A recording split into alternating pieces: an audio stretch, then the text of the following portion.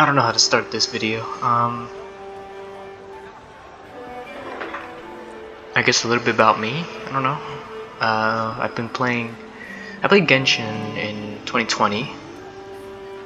Yeah, around 2020. I was pretty much a day one player. I think I maybe started a day after launch, but to be completely honest, I started it kind of like as an in-between game until Blue Protocol came out, and that was a game I was really looking forward to. I was really into the MMORPG games like that. Before that I was playing a lot of Star Wars: The Old Republic. I love that game, that was fun. But not as much nowadays. Actually, not at all nowadays. So, but yeah, just started Genshin just to have something to hold me over until Blue Protocol, and then I ended up playing that a lot, and I like Genshin for what it was. There's a lot of things in it that I really appreciated. You know, I've never played what was it, Breath of the Wild before, so that was kind of my first open world experience. You know, and it was kind of wild to me that it was on mobile too. It was never, you know, most of the games on mobile were like Subway Surfers, you know, just cheap mobile games like that kind of run ads every 30 seconds. Oh man, this the ads. Is a testament to my connection with the world around me, and it's very much my companion now, bearing witness to everything. I think around I pre-registered for Wuthering Waves when it first started as well. At the time I was playing Genshin and Star Rail. Yeah, those two I think mostly. But I kind of got bored, so I heard Zenless was coming out. I tried it for a little bit. It didn't really hold me over, and that's when I kind of started looking at Wuthering Waves. And you know, Wuthering Waves at the beginning was kind of rough. I think a lot of people can kind of relate to how it was at launch. There was a lot of bugs, a lot of issues. I didn't really have that many bugs, but I think at the time I was kind of burnt out on Genshin already. You know, I don't remember when it came out. I think 2024. So yeah, 4 years of, you know, playing Genshin Impact. It's a lot. You know, playing any kind of game for 4 years, it's gonna be a lot. So, you know, you get bored of all the treasure chests and all the climbing and all that stuff. And I will admit, Wuwa was fun for what it was. You know, a combat game. Just the parry and dodge mechanics, they were fun. But in terms of the similarities with it and Genshin, and you know, there are similarities between them. You know, there's an open world, there's chests, there's kind of puzzles. You know, those things. There's a story as well, a main story. I think the story is the thing that kind of really tired me out. You know, because in the beginning Genshin, it was fun, right? The stories were great, they were nice. This is probably an unpopular opinion. I really liked Mondstadt's story. It was not too long, pretty short, you know, short and simple. It's not like an overly complicated story. You know, there's a bad guy, there's a good guy, there's a band of heroes. They all, you know, they save the city of Mondstadt. Yeah, pretty simple, easy to understand. And Leeway was, I didn't like Leeway as much, but it's kind of similar, right? There's a city, a whole, you know, tons of buildings, tons of people. You get to meet the residents there, and then you meet the bad guy, right? And you fight and you beat the bad guy. That's kind of how the stories go. So they're pretty short, pretty simple. Around Sumeru, I want to say, and Sumeru was a good city. It was a good story as well. But I think around Inazuma, Sumeru, Fontaine, and then up to Natlan, they started having stories that were like 6 hours long. Oh my god! And I think Star Rail does the exact same thing. Star Rail in the beginning, very short and sweet. Belbog, one of my favorite places, super cool. And then into the, I forgot the second place of Star Rail. Anyway, getting off track. The story started getting really long, and I could, you know, I couldn't pay attention. It's the kind of thing where I don't know if like it's an attention span kind of thing, or it's just, you know, just being burnt out. But maybe probably a combination of both, but like, damn, if the story's way too long, you know, and you have a payoff of like at the very end, it's really hard. This is a testament to my connection with the world around me, and it's very much my companion now. Hold on, let me bearing witness to everything I've experienced on this journey. That's kind of what Wuthering Waves had, like an opposite kind of problem. So Genshin and Star Rail, they started off really strong. They were great stories, short and sweet, amazing. In the end, you know, in the later parts, it started dragging on a little bit too much. The writers kind of went a little too long there. I would have liked to see a lot more quality in terms of presentation, and then, you know, and try to keep the lore consistent, but like keep the, you know, presentation in entertainment, and a lot of entertainment, presentation is probably just as, if not more important than writing. And that's probably not what I meant to say, but that's kind of how I thought of it in my head, right? If you have a game and you're trying to advertise a story through it, it's really hard to sell characters when half the time the characters are standing around talking. Does that kind of make sense? It's a lot easier to sell characters if they're actually on screen doing something, and like with animation, with facial expressions, with like graphical fidelity, you know, things like that. It's a lot easier to make people connect, and it's hard to do that as well, I think, in terms of trying to tell a good story, right? It's really hard to tell a good story without just text dumping you, right? Because if you text dump, it's pretty simple, right? All you need is just a text box, you type it in, and that's kind of how the story goes, right? It's a lot harder to make subtle undertones to try to get your meaning across. This and I think is that's a what Wuwa testament to does my really, connection really with well. the world around me, and it's very much my companion now. In the beginning, Wuwa had the like I said, they had the opposite everything problem I've of experienced Genshin on this journey. and Star Rail, where in the beginning, Wuwa, they text them so much. I swear to God, I straight up have an agenda against Mortefi because of how much that man yapped. He yapped for days. I swear to God, I cannot. And I get it, you know, he's trying to lay out the exposition of the world, but I think there's probably a lot of better ways to do that to my connection with the world around me. You know, type in a text box, right? I mean, anybody can write in the text box and, like, you know, all that. It's called fanfiction, right? You can do that. Anyone can do that. It's not that bad. It's not the hard part with that is just, you know, generating a story. But when you're making a game, you gotta go above and beyond. You can't just type out a story, right? Otherwise, why make a game? Just make a visual novel or make a straight up an audiobook or something like that, right? So if you want to, if they're trying to sell us characters, sell us a game, I don't think it's that much to ask for storytelling, like in terms of presentation and lore, right? I mean, right? Like, am I being a little weird here? I don't know, maybe I am, but that's kind of how I feel. But in terms of the story comparison between the two, yeah, you know, that's kind of why I stopped playing Genshin.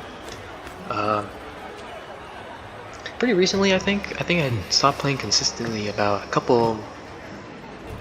3 months ago, maybe. A lot of it is just getting burnt out. I think a big part is Natlan. I never liked Natlan. I think Fontaine was the best region. Sumeru was pretty cool too, but I did like Fontaine a little bit more. But overall, in that year, I think 2023, 2024, it was like peak Genshin. I loved it. It was amazing. Everything is a testament to my connection really, really with great. The world around me, and it's very much my. Yeah. But when Natlan came out, there was a lot of talking about characters I didn't really like. Is that weird to say? I don't really like a lot of the Natlan designs. They're cool, but having them, they're like part of the kit, be part of exploration. Like, for example, Kenichi can swing on the ropes like Spider-Man straight up, and you have the Geo character, I forgot her name, the rollerblading one. that's tied behind the gacha as well. And then you have Malvuika, which is also tied behind, which also has an exploration mechanic tied behind gacha. You know, when you compare that with what Wuwa has to offer with Wuthering Waves, any character can fly, they can all grapple, they can all run up walls. The quality of life exploration is on a different level in Wuthering Waves, and this kind of comes into that's not to say one is better than the other, and I'll explain what I mean by that in just a bit. But it's just for me personally, I kind of, after 4 years of reading a story, rather than, and then like, you know, just 4 hours of reading followed by 2 hours of, you know, hype moments, I gotten tired of it, you know. I want a game where I can just run around and do crazy cool shit, you know. It's an anime game, right? You're in there, you're fighting bosses, you're doing, it's an action game, right? So I think the problem is when you're comparing the two, Genshin and Wuwa, you're comparing them on the basis of an action RPG, which is fair, right? Genshin advertises itself as an action RPG as well. But Genshin isn't really an action RPG if you kind of think about it. Let me try to explain. So in Wuwa, you have combat characters, right? So I got the male MC right here. He's got his own attack patterns. He's got charge attacks, he's got punching attacks, a combo. You got an echo skill here, you can do skills, you can do all sorts of cool shit, and you have the ultimate. Waves rise. Judgment strikes! And that's just one character. That's just one character, okay? You got a second character and a third character, and you can blend all of their kits together, right? And that's a lot of complexity in a single team. And this isn't even a good team. This is like a subpar team because they don't have Kauchona. Alright, so you can blend it, and the best part is when you swap characters. Like, so when I do this and then swap, okay, well I think I need an enemy on the field, but normally when I do that, the first character, which is the MC, he stays on the field to complete the action, right? So any action you do, when you swap off in the middle of the animation, the character stays behind and completes the entire animation. That leads to really cool moments on the screen when you can see 2 or even 3 of your characters in the party on the team. It's straight up an anime. That's like crazy good. Now you look at Genshin. You have 4 characters in a team, and when you swap characters, you can't swap in the middle of animations. It's not mechanically in the game, right?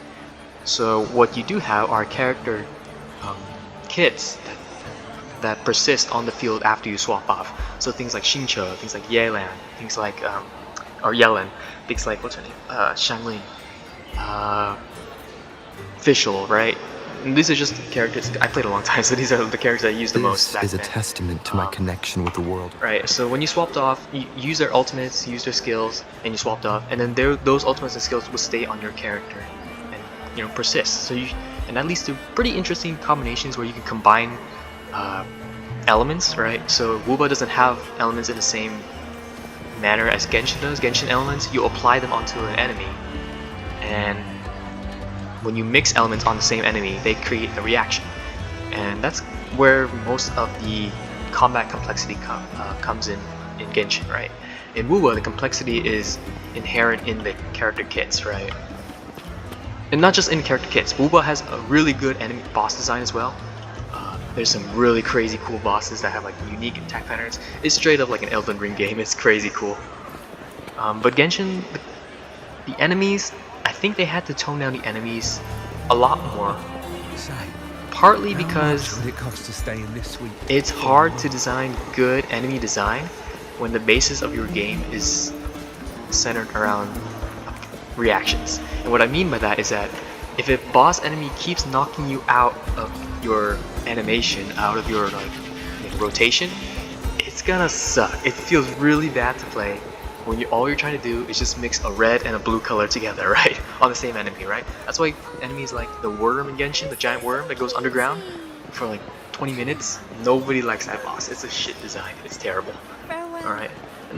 You know, right? There's no harm of the developers. They try to make cool boss designs, and it didn't work out, right? So, because that's not how the game is built. I'll be the strongest gladiator. What the game is built for, though, and hear me out, is around puzzles. Genshin is not an action RPG, it's more of a puzzle game. And what do I mean by that? Okay, so when you look at Wuwa, when you think about Wuwa puzzles, they're not really puzzles. They're kind of more like challenges. There's a couple challenges where you like hit a box a bunch of times. There's a challenge where you fly through a couple rings. And they're cool, yeah, but they're not really like engage your brain kind of cool, right? Like there's no like, you can read lore and you can do all that stuff and figure out where things are, but for the most part, a lot of the puzzles, and this is just strictly puzzles. We're not talking about combat. It's just strictly puzzles about exploration. It's fairly straightforward, right? You straight up have a gadget right here, the loot mapper. You put that down on the map and it tells you where. Oh, I got a couple chests there. It tells you where the chests are, right? And you know, and yeah, there are some places where you need to solve a puzzle to get a chest or get like some sort of achievement. But for the most part, chest hunting, pretty simple, not too complicated. It's a different story for Genshin because if you guys remember, there are a lot of puzzles in Genshin just related to the overworld, and I think that makes for a really cool experience in Genshin. Just on the basis of getting immersed into the world. So you have things like entire side quests hidden in a puzzle, right? You just randomly walk upon a rock on the side of the street and like you interact with it, and all of a sudden an entire new zone just opens up. It's, you know, it helps to get you immersed into the fantasy of the world, right? And that's what I mean, and that's the reason why, in my opinion, why Wuthering Waves has the flight system and Genshin doesn't. So let me explain. So I have a flight system here, right? Let me use Shorekeeper because she's the easiest one. Right, see, you can fly her up. That's dope, right? That's cool shit. The thing is, it's not conducive to a puzzle solving environment, right? If you see a chest way up there on the screen in Wuwa, right? Let's say there was a chest here and you found it on the map, on the loot mapper. There's no puzzle to solve, right? You just put on your wings and you fly up here and you get the chest or whatever it is you want to get up here, right? In Genshin, there's a lot more restrictions than that. You can't just fly upward. There's no upward mobility in Genshin unless you solve some sort of puzzle or you have some sort of gadget, right? And I think that's where part of the fun comes in. Oh, I need to get that. Hold on. So in Genshin, when you solve a puzzle, you're like thinking about it. You're straight up. You're thinking. You're figuring out where does this block go? How do I activate this totem? You know, the elemental totems. You know, using the right color for the totem.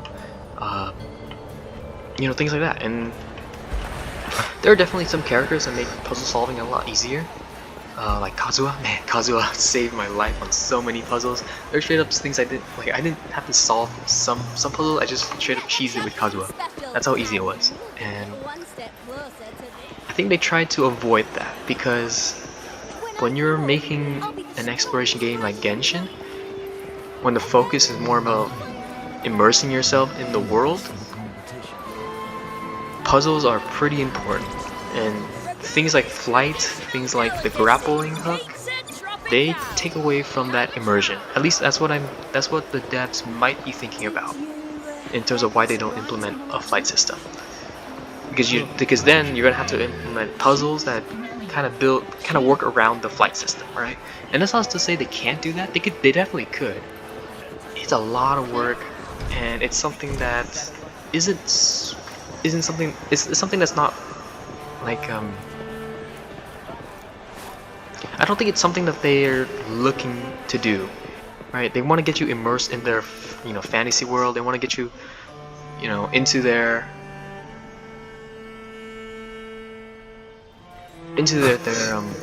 world building. And the way they can do that is by making sure that you're engaged when you're solving cool puzzles, right? Now, all that to say, that's not to say that Wuwa has bad or not engaging worlds, because look at this shit. This is crazy cool, right? Look at this. But the way Wuwa builds its world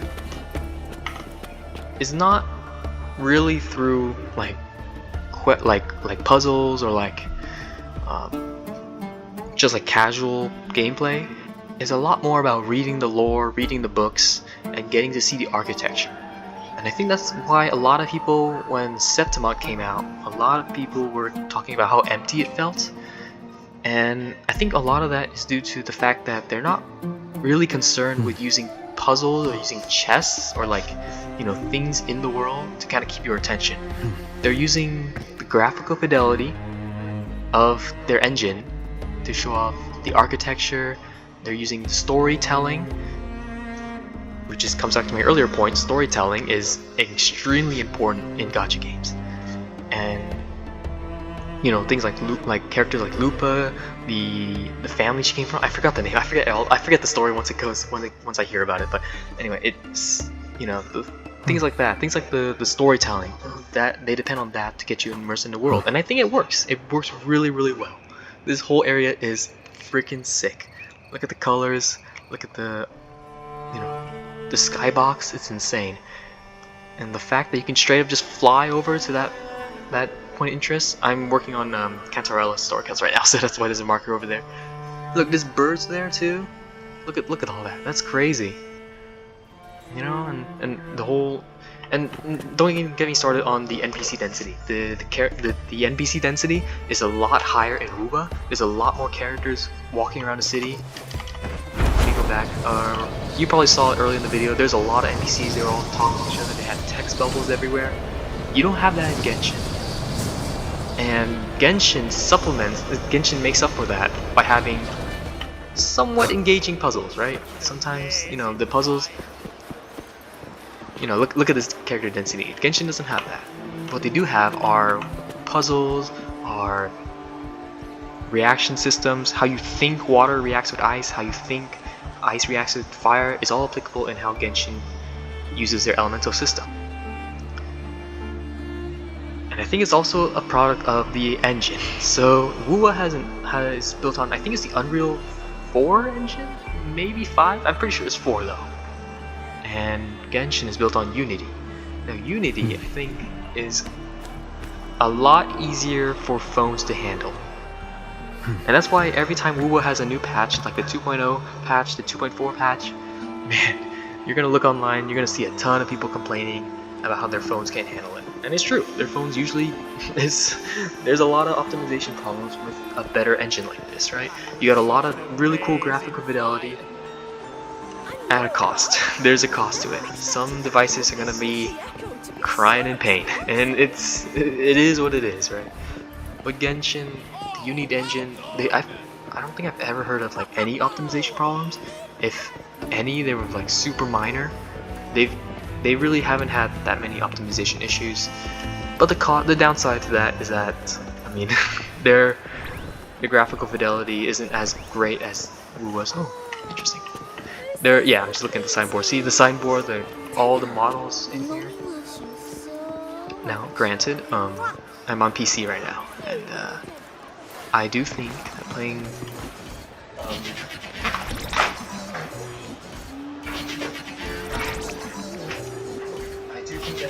Wuthering Waves on PC is probably the way to go. Is definitely the way to go. I think if you're playing it on mobile, exclusively mobile, it's kind of a waste, because the strength that Wuwa has over other open world gacha games like Genshin, like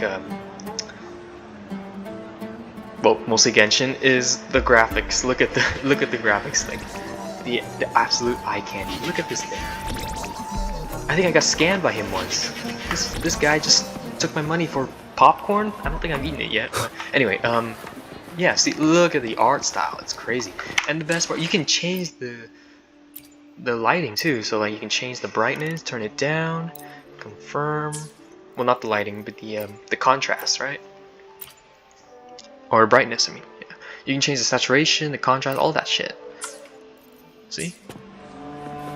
I think it's nighttime, so you don't see much of a difference, but you know, you have options here, right? And you don't have that in Genshin. It's not to say that's not to say Genshin is bad. It's just made for a different experience. right? So I think, and what was I getting? Right, there was a point to all this. There's a point to all this. So the reason why I think a lot of people are saying Wuwa Withering Waves is a lot better than Genshin is because they're trying to judge it on the terms of an action RPG. Genshin and Wuthering Waves does a lot better job of being an action RPG, of having, you know, the team actions, like the team building, the actual combat of having multiple resonators on the same field, having it feel like an actual anime action like scene. That shit's fire. Genshin doesn't have that. So what Genshin has is a bigger emphasis on world building, on puzzles, on exploration. You know, very casual things that there's not a lot of combat, I guess, skill expression, that you don't need a lot of skill to play Genshin. And it's not a bad thing. However, it is a conflict in terms of their monetization. What do I mean by that? When you play a gacha game, when you play Wuwa, I mean, how do they make their money? How does any gacha game make their money? That's right, through the wishing system. When you wish, you're pulling for a character, right? You wish on here, you're pulling for a weapon so that you can put it on a character, right? At the end of the day, they're selling characters. And yeah, there's a shop here. I mean, there's like bundles. You got like recommended skins and things here. The skins for characters, right? You got pulls, so you can pull characters, right? All that cool stuff, right? So when you're talking about pulling characters, Wuwa as an action RPG is positioned in a much better position in terms of what they're trying to do. They're an action RPG with 3 characters on the team, and you can potentially see 2 or 3 of them on the same field at the same time to make it a feel like an actual anime, where the characters are on the screen, the characters you like are on the screen, and like that's cool, right? So if you like a character, you pull them, you know that they're gonna be on your team, they're gonna be, you know, showing off their moves on the team. It's gonna look badass, it's gonna look cool, right?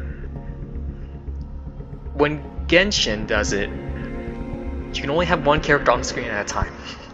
Alright? Yeah, you have 4 slots in the team, but at the same time, you can only see 1 at a time, right? So you can do a rotation and all that, but at the end of the day, if they're trying to appeal to a different audience, they're trying to appeal to the audience that prefers puzzles, that doesn't prefer things like a fight system, or that, you know, wants to manage the stamina, right? Managing your stamina, getting you immersed into the world. And that's a conflict, because when they're trying to sell you a redhead girl on a motorbike, right? It's like there's a conflict between there, right? So to try to, you know, when they're trying to sell you characters for a game that's built on world exploration, you kind of see the dissonance between that. When Wuwa sells you a character, they're selling you an entire kit of combat. They're selling you a dodging mechanic. When I get Kartathea, when you get Kartathea, they're not just selling you a model that you can walk around to explore a world, right? They're doing that, but they're also selling you a dodge in midair, a dodge, a basic attack combo. They're selling you a skill. They're selling you an ultimate. I'm not gonna use the ultimate. Don't ask me to do the ultimate, man. I can't. I just got her ultimate up, man. See, they're selling you a lot of things here, and this is just 1 character. Okay, this is just 1 character. They're selling you a character on a team. That's cool, because that's what the game is about. It's an action RPG about characters on the field, like an anime, attacking, like, you know, beating up an enemy or beating up a boss, dodging attacks, you know, doing cool shit. When Genshin sells you a character, they're selling you a character on the basis that you like their backstory, that you like their lore, that you like their storytelling, or that you like the world that they're building. You like the exploration aspect, right? So it's really hard to sell a character if what you're known for is exploration. What you're known for is solving puzzles in an open world. you're better off just, you know, when you look at Genshin Impact, it's kind of hard to see why you would play Genshin Impact over like a single player experience like Baldur's Gate, like I know it's probably a really unfair comparison, but like Breath of the Wild, things like that, right? And let's not kid ourselves here. I think Genshin took a lot of inspiration from Breath of the Wild, and that's a good thing, right? Because Breath of the Wild is a really great game, and people want more of that. So you're gonna make a game that appeals to the same kind of audience. The issue is when your monetization is based on characters that you don't really see on screen for very often unless they're a main DPS, right? And that's why main DPSs in Genshin have always sold well, right? They've always done pretty well, with exceptions. It is also tied to the meta of the game, but I mean, there's always a meta in games like these, right? So yeah, I think that's why when people say Wuwa is better than Genshin Impact, it's not necessarily that Wuwa is like entirely better. There are just things that Wuwa does that just make more sense, right? You're selling characters for an action RPG, characters that have attack animations that were on a game based around fighting bosses, fighting monsters, fighting echoes, and you know, learning team rotations, things like that. All that's what Wuwa is. That's their identity, and all this Septimon cool ass shit helps to facilitate that cool world building, that cool team building, because this entire world of Septimon is based around gladiatorial combat. You're fighting other gladiators in the open world, you're fighting monsters in the open world, in the world based around combat, right? Based around an action anime. It's cool shit, right? You're basically an anime protagonist. In Genshin, the focus is more on the exploration, right? It's less about, you know, fighting monsters. I think, you know, you guys probably get this. I don't want to repeat myself too much, right? So yeah, that's just kind of my take on it. That's why people do tend to prefer Wuthering Waves a little bit more, because it's a little better at appealing to the right audience, and it just fits a little bit better in their monetization, right? In their gacha monetization of selling characters, right? And you can't deny there's no quality in it. There is definitely a quality in Wuthering Waves, and you know, I'm gonna set it back because I need the brightness up. I can't see shit, bro. Yeah, there's definitely a quality in this game, and that's not to say that Genshin Impact is bad. It's just is in a tough spot right now because people are a little bit bored about the storytelling, and people are a little bit bored about the monotony of the game, right? And when you have a competitor like Wuthering Waves out there that's, you know, doing a lot of good things, a lot of right things, right? Their storytelling is on point. I really love the Septimon storytelling. It's not as much text dumped. It's a lot more of animations of what the fuck is that's cool. Yeah, it's a lot of animations, a lot of characters.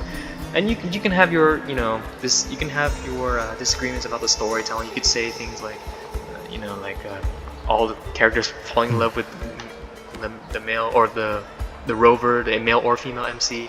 You know, maybe that's a little cringe, but at the end of the day, you know, Wuthering Waves knows it's an anime RPG. It's an anime action RPG, and there's a lot of anime out there. Like, there's straight up a whole subgenre called a harem anime, which is basically the point of the anime is that there's a bunch of characters that fall in love with the male character, or the main character. That's what I meant to say.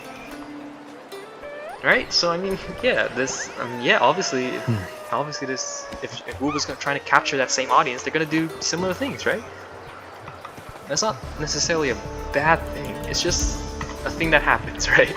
So when you have it, you know, Genshin and Genshin, you know, they know what they're doing too. They're trying to make an exploration-based game, but I think it's just kind of scummy.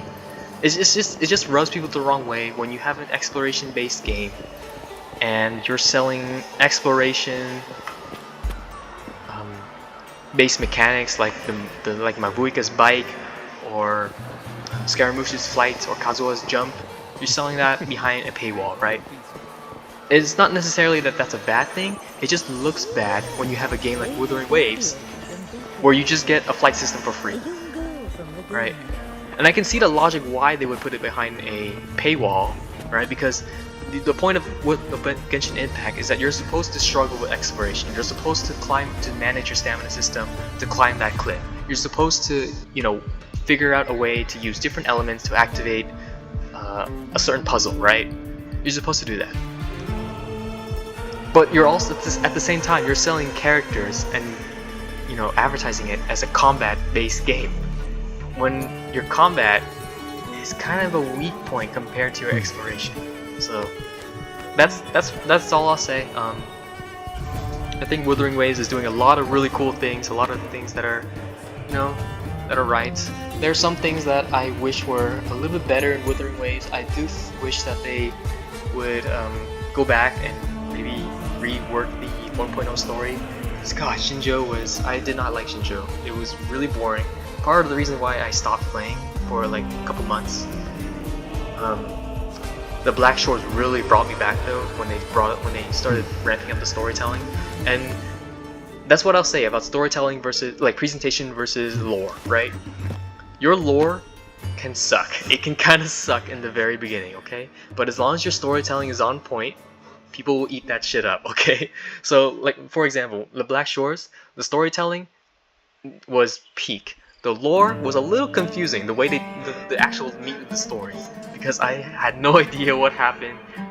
So spoiler warnings for the Black Shores if you guys don't know, but there's a point when during the end of Shorekeeper's quest when we rescue her, and the whole point is that Shorekeeper is meant to be used as like the core of the Tethys system, and if she's not going in there, then that means that the rover has to go into the Tethys system as the core.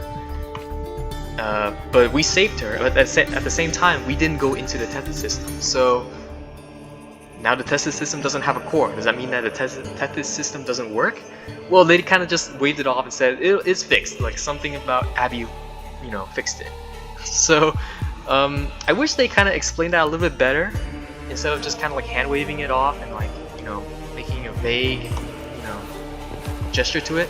But at the same time, it, you know, a lack of explanation, it did not kill my enjoyment for that story. Even though it was confusing, that one part, the very ending was confusing, in terms of the presentation more than made up for it. It was really cool with all the cinematic cutscenes, all the you know, the character backgrounds, the lore of the overall world.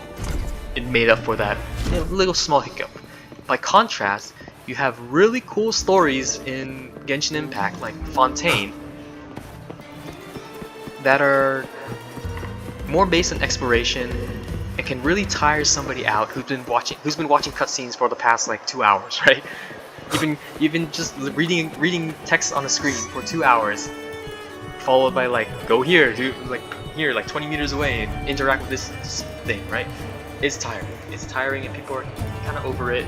So I would say, and part of it is a product of their engine. Maybe they can't figure out a way to make the Unity engine show off facial expression, show off different things in the way that Wuthering Waves can, right? But I'm just saying, I'm not saying that that's their fault. I'm just saying that it's kind of the way it is, right? People are bored. People are much more likely to be invested in your game if you have a good show off. Like if you show off the actual story, like show, not tell, right? And that's kind of what I'll say. Oh man, it's been almost like half an hour, a little over half an hour. That's kind of why I see a lot of people say Wuthering Waves is better than Genshin. And for some parts, yeah, they're right. There's a lot of things that Wuthering Waves does better, but there's also a lot of you also have to consider that they're trying to do different things, and one of them just happens to be in a better position in terms of the gacha space, right? When you're selling characters based on combat, Wuthering Waves does have an edge in terms of the monetization compared to Genshin Impact, right?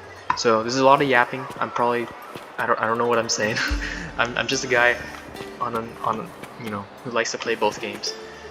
Less Genshin Impact nowadays. I usually play for the story nowadays because I'm kind of tired of, you know, playing that. But yeah, we'll come back in a couple months or so just to play. I just recently booted it up just so I could play the new story. The new story was pretty cool. I like the Spoiler alert for those of you who've played Genshin Impact. But you know, having that new Archon quest where you get to meet Dainsleif, got to meet Lumine, got to meet there's a new girl This who is a testament to my that was rough for her. connection with the world. She got turned into a hilly churl, and after all that connection we had with her, you know, they tell good stories. They can tell good stories, and they can do good presentations too. I actually did like this Genshin story quite a lot. It's not too long. It's pretty you know, manageable. They showed off a good amount. It was a pretty good story. Does it make up for the hours of yapping with Natlan and all that? I don't know. This is a testament but to my connection. For what it is, it was nice. You know, nice to come back once in a while, right? Just to see what's going on. But for now, Wuthering Waves does have my attention, because not only do they have a really poppin' story, not only do they have a really cool presentation, it just fits better in their in terms of what I like out of a game, right? I like the action RPG. I like having my characters on the screen. I like using my weird ass keybinds to play different characters on the screen at the same time. I love the boss, the enemy design. I love getting my ass beat by freaking Infernal Rider hologram fights. God damn.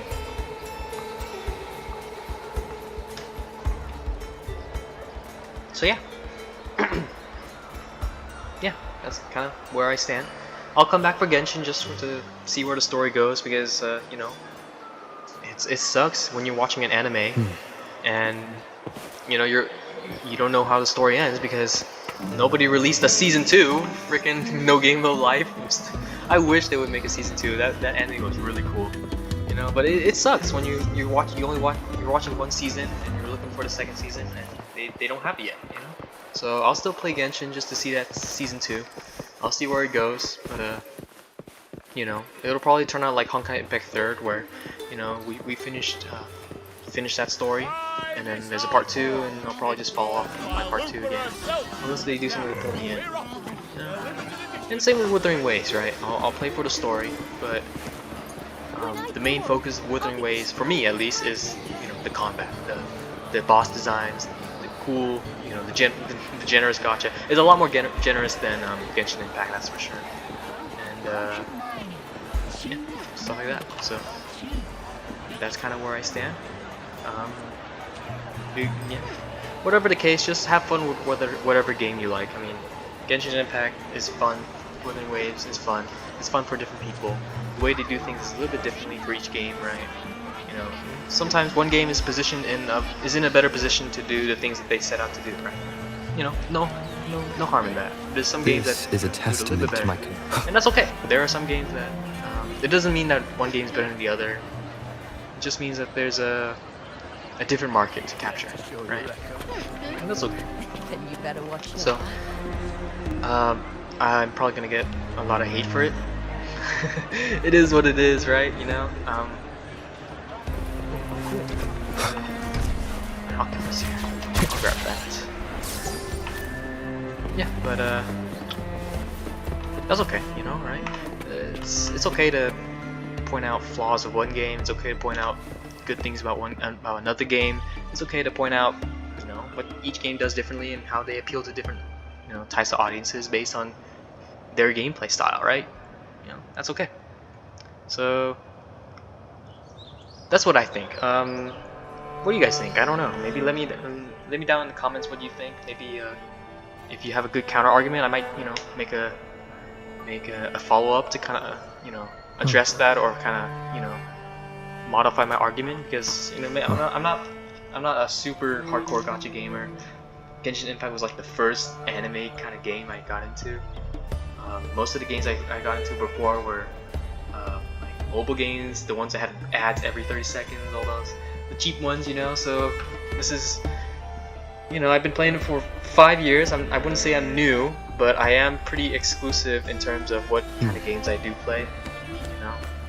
So, and at the end of the day, gacha games are gacha games. They're there to make money out of you, you know. They've got nothing on like a $60 title like Baldur's Gate, like Expedition 33. Games like those, man, those games are on a different level, way different level. So, you know, and maybe it's maybe it's weird for me to expect like a gacha game that you could potentially sink in like hundreds of dollars in for a couple characters and maybe a couple weapons. This is a testament to my connection with the world. More from them when a $60 title like Baldur's Gate has like all that shit you can do in there. So I don't know. What do you guys think? Just let me know, and maybe I'll read them. Maybe I'll see what you guys are talking about, and maybe you'll change my mind, and who knows.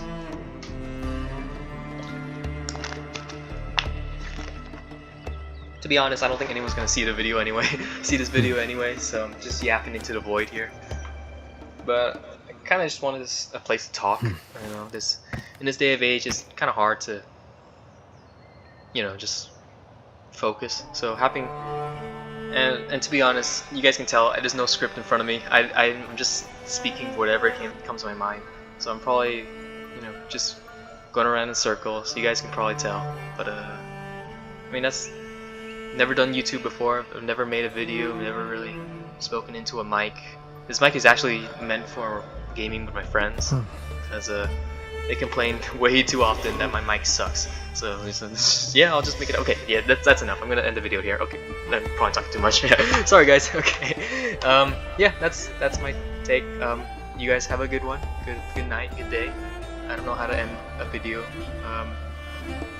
You don't have to like, you don't have to subscribe. I'm not looking for any of that. I mean, you can if you want, but it's not really a job for me. I got my, I'll be fine. I got my own things. How do people end a video? Straight up, how do people end a video? It's just like, comment, subscribe. Is that an actual thing? I don't really. Maybe I'll just hit the stop recording button. Okay. One more second, because the timer. Oh, 47.